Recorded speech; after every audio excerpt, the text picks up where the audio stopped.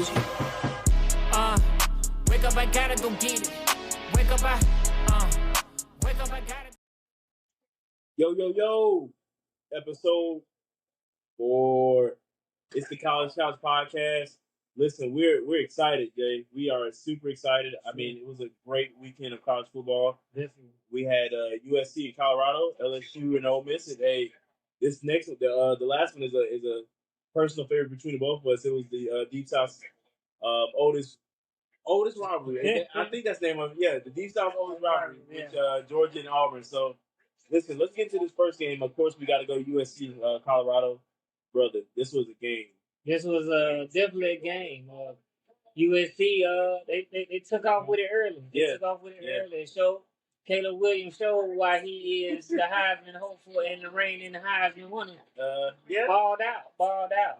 You know, but Colorado, they said no, we ain't going nowhere. Second half, they came out swinging. Right. Shedeur Sanders went off and threw some deep shots, through some tight windows, and used his legs. So I think that Colorado made up a lot from last week to this week. So I mean, it was a good game toward the end. It didn't start off like that, but it was a very good game toward the end. Yes. Well, hey, combined between Shedeur and Caleb, it was over 700 yards. This game was a pretty well anticipated matchup. I mean, between the two, it was lights out from pretty much like you said after halftime. Right. They were down. Yeah. Colorado was down, and for them to find a way to just fight back and only lose by 7, it shows that they were just resilient. Right. And I mean, when you have a team that is kind of being played with injuries right now, with losing 2 of their starting guys on the defensive side of the ball, it kind of really puts the impact to where you're like, okay, how can we compensate with 2 of our big time guys getting down? Right. So it was really good to see that they were able to come back, but at the same time, it kind of shows that USC may have some challenges on the defensive side of the ball. May have some. I think those challenges are pretty much set in stone. But not to discredit Colorado, but players make plays. So when your stars go down, your stars come back up. So you gotta have stars coming in from them second and third positions. So that's why you recruit. Yeah. But I think the players that they had and Deion coaching them up, let them know like, hey, we might be down our two top guys, but hey, y'all want to win a roster spot. Yeah. Because we may have some injuries on down the line, and we might lean on y'all guys later on. So who wants to play? Yeah. And boy, the second half that they show up and show out. So I think that was a very good showing for them to say, hey, we might not have our top guys, but we still can play. I'm still a 4-star. I might not be the starter. I might not be the star, but I'm still a 4-star or a 5-star player. So, I definitely think that was big for Colorado. Colorado and USC both learned some things about themselves for sure on Saturday. Shedeur Sanders was showing his speed a little bit. Yeah. I mean, normally this is a guy who normally has negative rushing yards. For him to finish off with 50 yesterday, on 14 attempts at that, I mean, you don't really see him get to show his legs a lot. I mean, I think first few games, he didn't have to. He didn't need to. Yeah. When you got your guys getting open, you got players making plays, your line holding up when they were holding up or whatever, you don't have to make plays with your legs. You can sit back in the pocket and pick the defense apart. I mean, that's, Bo Nix showed that last week when they played Colorado, So, I mean, I think Shedeur Sanders, I think that he showed his versatility. I mean, he is a Sanders. He is Deion's kid. Right. So, I mean, I don't think the speed fell too far from the tree. So, I think that he just showed a lot of versatility. Right. Only helping his draft stocks. Another unsung hero yesterday, who really just came out of the woodwork, Omarion Miller. Wide out for Colorado, 196 yards. Former 4-star. Like I said, plugging in for the stars. I mean, I mean, but it's really been a thing to watch of how week by week we start to see more and more guys who just have that breakout game. We've seen a lot of Jimmy Corn. We've seen a lot of Xavier Weaver. Dylan Edwards. But you know, it's always been a really cool thing to just see. Colorado really has some guys on that squad. Right. They have a team full of legs. Yeah. So you peel one back, you got another one that's just as good. Yeah. You know, so I mean, just that just goes to show you, just because you're not the starter right now, don't mean you necessarily have to jump ship or whatever. Yeah. Just hey, you know, when your time is called, be ready. Right. You know, stay ready. So I mean, we knew Colorado was deep, but we just didn't realize how deep. Yeah. You know, I think a lot of questions are more so that the offense definitely has some, you know, multiple ways to beat you. I just think that defense, you know, they need to, you know, go back to the drawing board, figure out what they need to do so they don't let teams get up by that, because it's hard to come back, you know, and put up 40-some points, you know, when the defense is letting the other team score more points. So I mean, there definitely some questions need to be filled, some questions need to be answered. So absolutely, and I mean, again, this game was pretty much a game of yard. I mean, in the stats, everything was super close. I mean, with Caleb and Shedeur, you know, not far apart within their passing yards, rushing yards, USC 95, Colorado 193, and then in the receiving game, it was 403 to 371 with Colorado. I mean, everything was really just close. Like, there's no really bad way of saying like this game wasn't like what we thought it was going to be. You know? Well, you have two offenses that are similar. Yeah. You got superstar Caleb Williams on one side of the ball, and you got a superstar Shedeur Williams. Yeah. I mean, Shedeur Sanders on the other side of the ball. And then you got receivers that can go get it at any given moment. And both sides got running backs that can get open in space. I mean, you know what I'm saying? So it's pretty much the same thing. I think both of them have similar identity. You know, offense can put up big numbers, but the defense, you know, struggles to keep the other team off the board. So I think that both of them got to answer those questions if they want to continue to compete. For sure. Well, we look to really see more of this Colorado team as well as USC. Again, the matchup I'm truly looking forward to is USC versus Washington, where we'll see two Heisman hopefuls, with Michael Penix Jr. as well as Caleb Williams, coming up in the next few weeks or so. But let's move on to this shootout that happened in oh my goodness, another big offensive game. My goodness, another big offensive game. Ole Miss and LSU just went battle for battle. I mean, pretty much blow for blow in Oxford yesterday. Right. Man, I mean, it was a sellout crowd, and dude, let me tell you something about Jaden Daniels. Jaden Daniels never ceases to amaze me, man. Like, I've never seen a guy who can really do both like the way he does. Like, I mean, if he can't compensate in the air, he's gonna compensate on the ground. What I like about him, he's very decisive. Yes. He's gonna run. He's gonna run. He's not gonna second guess. For sure. Which is big for a quarterback. And if he's gonna throw it, he's gonna sit back there and he's gonna figure it out, and he's gonna roll. He's gonna roll. Keep his eyes downfield and find the open player. But like I said, when he decides to run, you count him. Yeah. He's tough as nails. He's been taking some big hits all year, but you know he licking his wounds, getting back up, making plays. I mean, bro, like these are video game numbers. These quarterbacks are putting right. Like, and then let's not forget Jackson Dart over there, man. Yes, oh my goodness, Jackson Dart. It was a shootout, man. It's kind of like one of the games you just didn't want it to end. You like, man, what's next? Like, you know what I'm saying? This game was this close to going into OT. Very close. If LSU didn't score. I'm sorry, if Ole Miss didn't score. It was close, bro. And I mean, again, like you said, Jaden Daniels with 414 yards and Jackson Dart with 389, bro. Again, these guys are just pretty much throwing it out there for their receivers. Right. And I mean, their receivers are just going to make the play. But man, what I really do again, Jaden Daniels, 414 yards in the air, 99 yards on the ground. Beast. I mean, I think both sides was able to do what they wanted pretty much. Yeah. What I liked about it was a clean game. It wasn't a lot of turnovers. Yeah. You know, both quarterbacks put the ball in the air and then turned over. Like, they made good decisions. Yeah. It was just a matter of execution, you know, and which team got to stop first. Right. You know, so it's hard for a defense. It's a bad game for a defense, but for offensive coordinator, that is a beautiful sign. Oh, yeah. You know, going forward. I mean, the game just flowed. It was all just fluid. And when you have games fluid like that, that really just makes it more entertaining for the fans at home, for the fans in the crowd.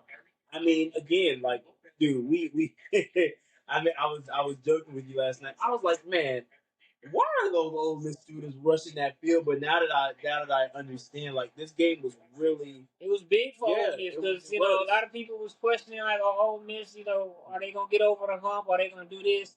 They're ranked here, there, whatever. You come in and you beat a team like LSU, you know, ranked number 13, you rank number 20, and you go to a game that is this close in yards, it's this close in points. Like y'all are really going tit for tat, and then for you to hold them off and make that big stop and prove a lot of doubters wrong. That's big. Yeah. I'd have rushed the field too. You know. So yeah. It was definitely a game of a lot of implications. I mean, this Ole Miss team, I'm still reeling off of their win from when they played Tulsa. I mean, they played to the team, and I mean, they really showed me that they can compete with pretty much anyone. But at the same time, that Tulsa team really showed what Ole Miss really had to give. yeah. Because that Tulsa team was not a bad team. That Tulsa team was great. They definitely had to put their feet in the ground and plant their cleats in the ground and play football 4 quarters. But I meant Tulane. Sorry about that. Tulane, not Tulsa. I just had to realize I meant Tulane. Sorry about that. Yeah, no, it was cool. You know, but I really think that you build off of that. You build off of games like that. Like even with this game, even though Ole Miss got the victory, I think that you know, build off of stuff like this. You know what you do well, you know, and now you see what you do wrong. Like okay, now I know my offense go up and put up 55 points in a game, but I know my defense. We need to fix some stuff. We need to get out and make plays. You know, wrap up. You know, not miss tackles, force fumbles, this, that, whatever it is. You know, my defense needs to step up because I can't allow a team to put up 49 points. If my offense putting up 55 points, it should not be a nail biter. You know, so you know, just got some things to work on. It was a lot of good, like you know, and then, like I said, you didn't turn the ball over, which was good. Anytime, any day you put up a lot of yards and don't turn the ball over is a good day for sure. So. And I mean, a lot of these games were pretty much cut dry. Again, great games, but you know, it was just one team had to really just fight, and I mean, they were great games. I mean, there's really nothing that was really hey, just went out there, played, and came home. Honestly, right.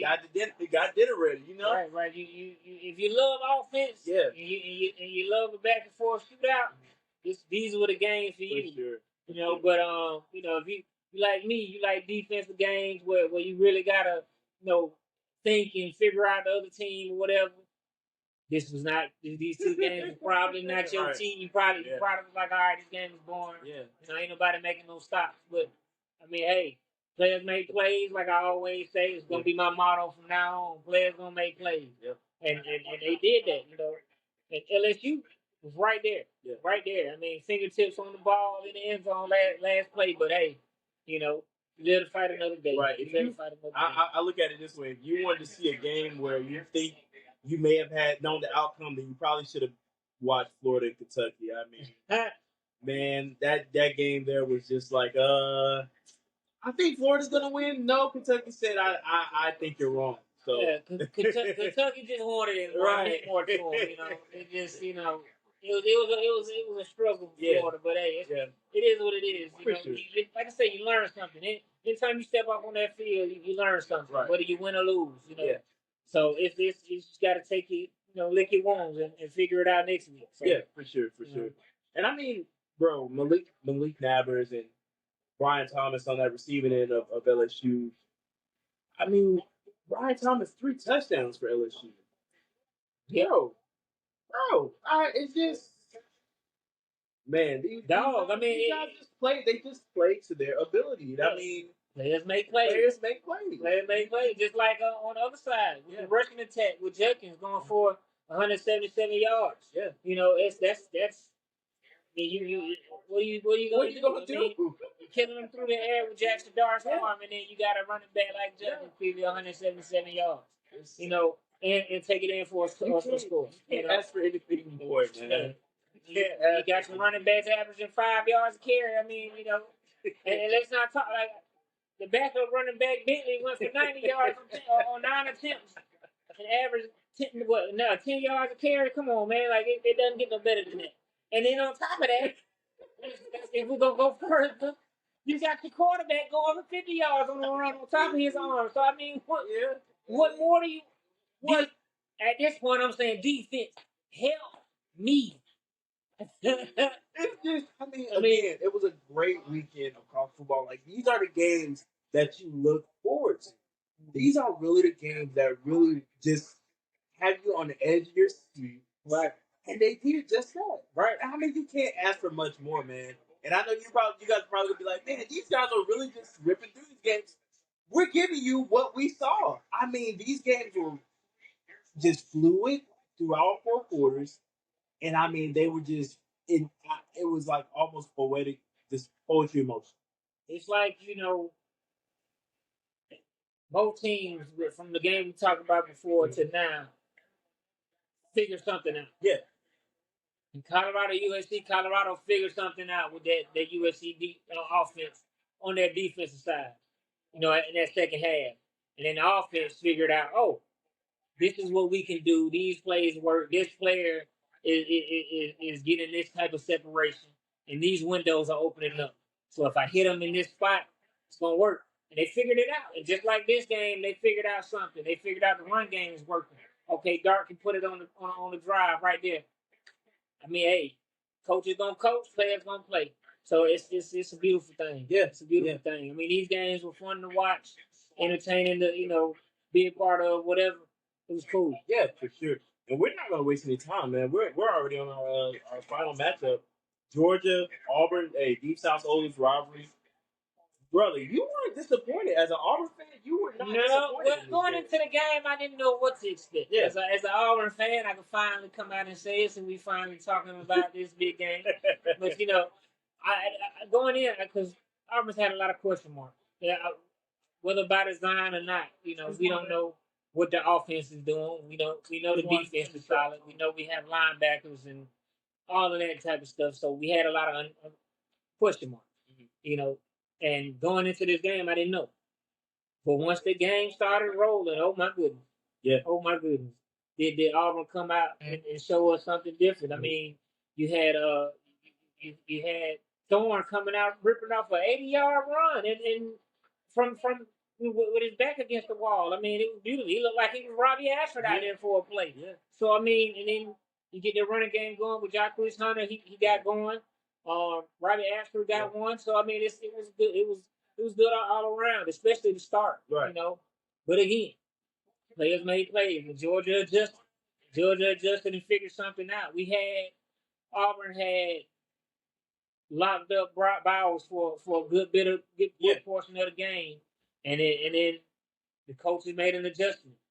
And Beck figured out something in there, was throwing it to a spot, and players made plays. Bowers got in space, and he's like a big old truck, so you try to hit him, you probably falling off. I mean, anything touching him gonna fall off. So he like Superman out there. So I mean, my it's funny you say that about Brock. My father in media, and I hope he sees this. Josh Tate made a funny tweet yesterday saying Brock Bowers is the best team in college football. He is a beast. The best team in college football, and he's not wrong. I mean, dude, for Brock, a lot of people challenge the way he's played in recent games. Not really getting a lot of touches, but when he has his game, he's gonna have a game. I mean, going 8 receptions for 157 yards, bro. That's unheard of. Right, that's a beast number. But let's what people fail to realize, Brock Bowers, what makes him so great is not just him being able to catch the ball downfield. It's him being able to block and get his running backs open and protect his quarterback whenever the play calls for it. That is beautiful. And then on top of that, the icing on the cake is him being able to go down the field and run that 4-5 all the way down the field. So it's more than just the reception and all of that type of stuff. I think it's more so, him being able to be a true tight end and also spread out wide and get in space and do his thing. For sure. And I mean, dude, listen, the passing game from Auburn was shaky. It was shaky. But hear me out. Auburn is still trying to find their way. Yeah. And Sure. I mean, having to go in that two quarterback set, like that, just what Auburn has going on right now, it actually provides a more dynamic play for Auburn because when you're facing up against teams, you can get either a quarterback like Peyton Thorne who's going to sit in the pocket, but then out of nowhere you have a dual threat like Robbie Ashford who can play in the air and on the on the ground. Well, see, with that though, you think about it. Thorne showed that he can use his leg. I'm not saying that he's the athlete that Ashford. I'm not saying he's not he's the athlete that Ashford is. But Thorne can get it done. Right. It's just execution. So that's what it boils down to. Because Robbie Ashford, he struggles with executing those deep throws, and Thorne has shown that he's able to do that better. Yeah. So for us, we just had to because there was a lot of passes. We had some passes open down the field. We had some shots that we took. We missed them. Whether it was receivers dropping it or Thorne and miscommunication, whatever it might have been, we didn't connect on those. And had we connected on those, it may have been a different outcome. I'm not saying that we would have won or anything like that, but it definitely would have shaken things up a little bit. But it's a little shaky. But I know that they're finding their way. New coach, new offensive coordinator, everything's new. Yeah. A lot of transfer portal guys, so nobody's really accustomed to each other. So the chemistry is building, but you can definitely tell that Auburn played this game a lot better than they played their previous game. For sure. Even from the difference between last week and this week was phenomenal, in my opinion, because Thorne got better. Robbie Ashford with the RPO was able to read better. The running backs got going. The line held up better, and the defense played sensational.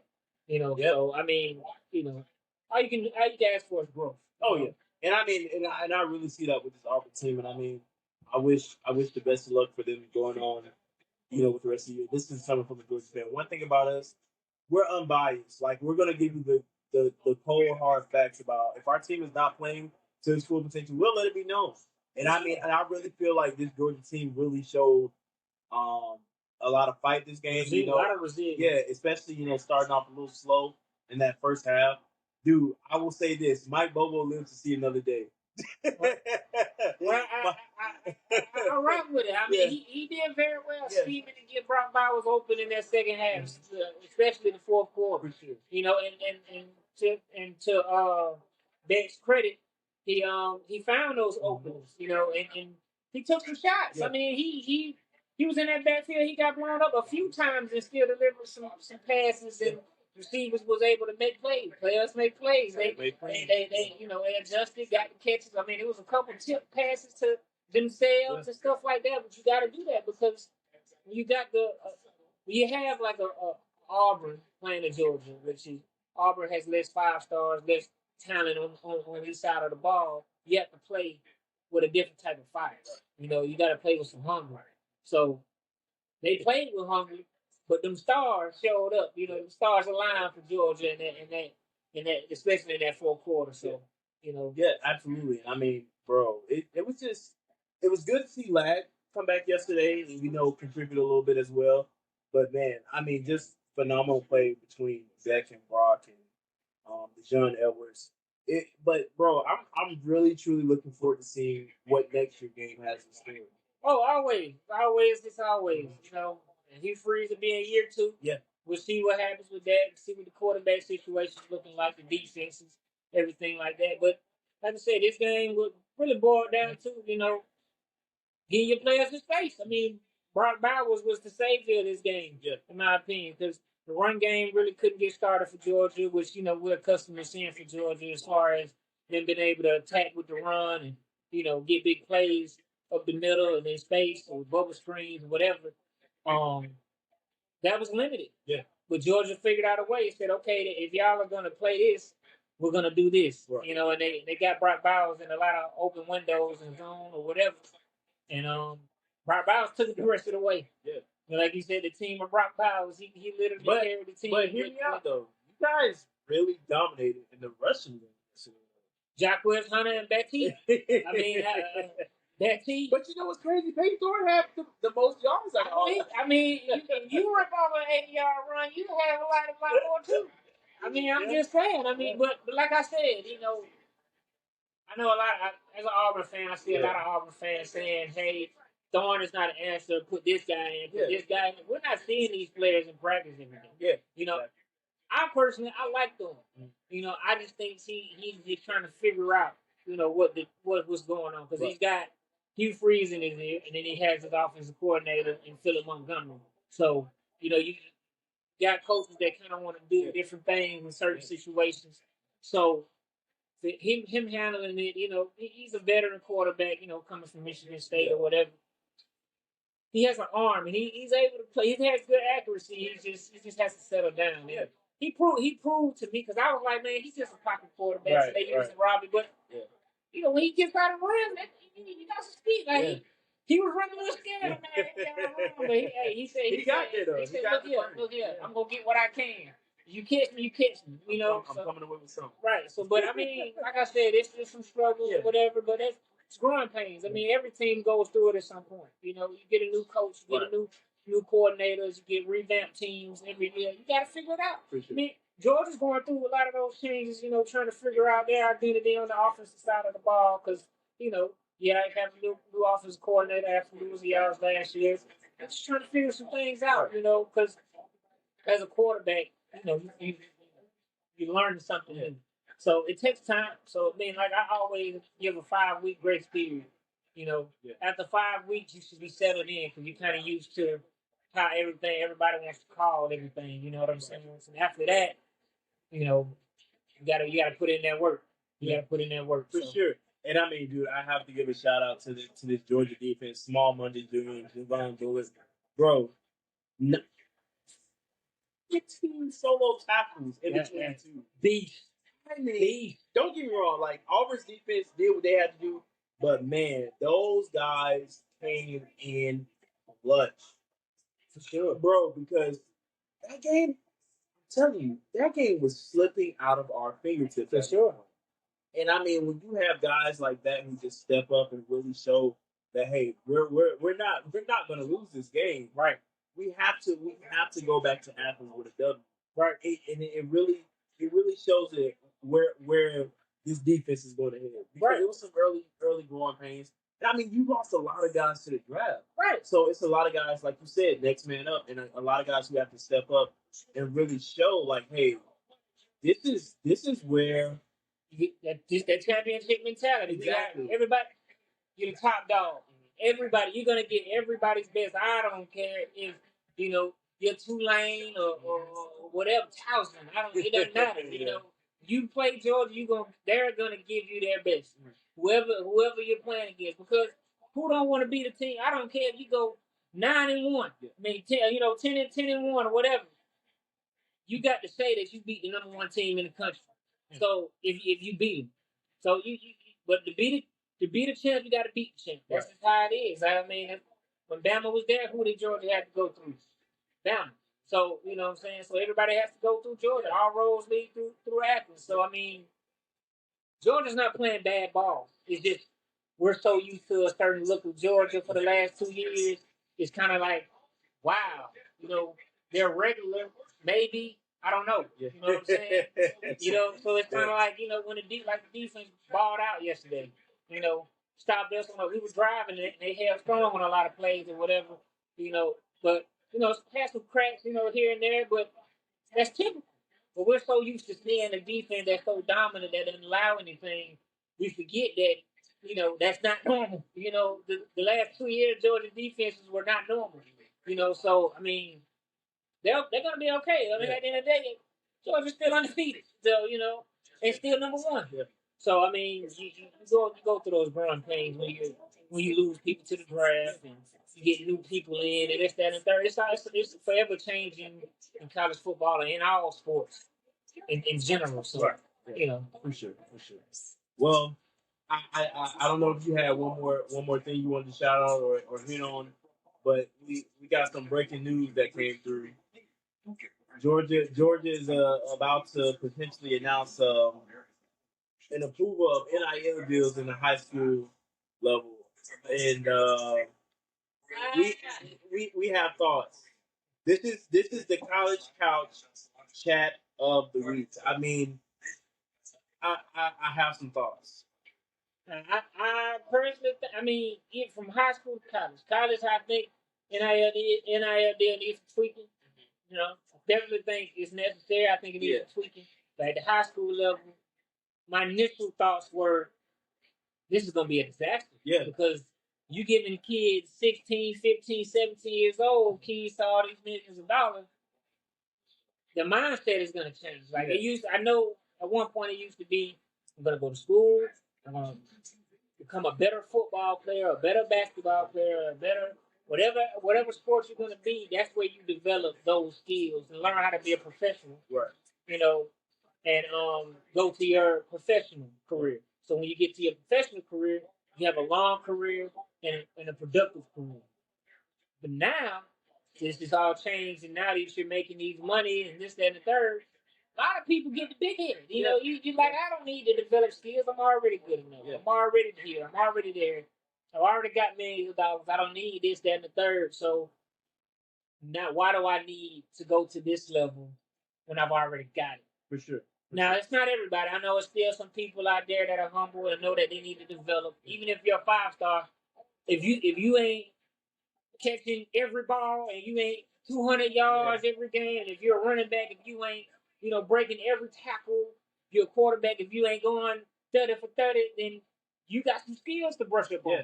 So college gives you that, in my opinion. Okay. So I just hope that this NIL deal with the high schools does not make players say, hey, I don't need to go to school and develop because I'm already developed. For sure. Because I have money and I have skills. So that's my take. Absolutely, and those are great points. And I also have my own pros and cons for it. And just talking with your fiance, she came out here and made a great point before we went on. She was like, this actually gives high school students a chance to kind of explore the avenue of entrepreneurship in a way. And me and you kind of sat back and was like, that's actually a great point, because you're learning how to manage your money. You know, you're learning how to actually talk shop with a lot of these agencies and stuff, and learn how to make your own contracts and stuff, which is great. Right. But also the con would be, you don't want these kids at 17, 16, 18 years old making all these gazillions amounts of dollars to where they're like, I don't need to do this anymore. Like, it was fun, but now I'm making all this money. I can do whatever I kind of want to now, It's bittersweet. Yeah. I'm all for entrepreneurship. Let me say that first. Like, if you could capitalize off your YouTube, like I said, my initial thoughts are what I just spoke about, but now that I've read more into how they're doing it, and it's not really using the school's name, and this, that, and the third. So it's already kind of like, you capitalizing off your YouTube views, and, if you want to make your own merch and stuff like that, that's cool. Make your money. Don't get me wrong. Make your money. But I just want you to see why that money is coming to you, because you're a football player and you're a student athlete, or you're a basketball player, student athlete, whatever. So that's what's making you your money. Right.